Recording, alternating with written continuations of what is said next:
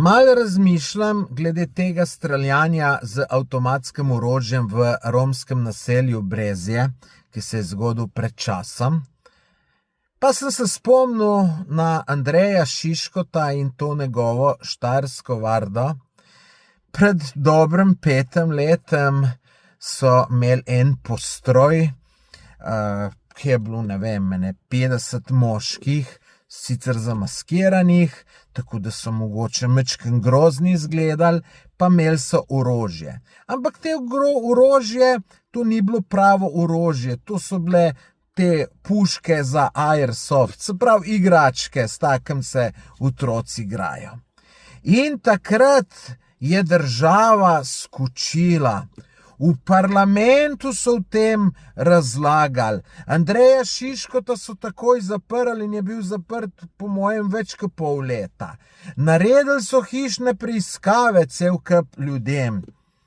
Zdaj, ko se pa je dejansko zgodilo streljanje z avtomatskim orožjem v romskem naselju Brezje, se niso niti 10% toliko zganili, kakor so se takrat zaradi tega ubogega Andreja Šiškota. Tako da meni to ni jasno. Pa tudi zdaj rekli so, da ne morejo hišnih preiskav narediti, šele čez 2 dni so nekaj začeli delati, da je problem dobiti tiste sodne naloge, pa ne vem koga še vse.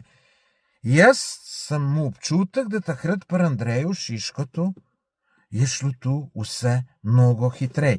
Pa da note zdaj misli, da kaj Andreja Šiškota zagovarjam, mu sem ga tudi na intervjuju, tako da na YouTube kanalu podcast Tomaž Gorec lahko pogledate ta intervju. Sem pa že takrat, ko so ga zaprli, sem bil mnenja, da so ga brez veze zaprli.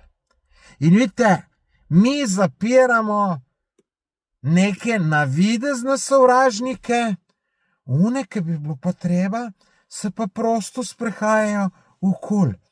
In nobenih hudih razprav v parlamentu. Ja, zdaj Golob je nekaj s tem Šutarjevim zakonom naredil, tu gre se malo v pravo smer, samo so že neki nevladniki protestirali, pa ne vem še kaj. Tako da, glejte, Slovenčki smo čuden narod in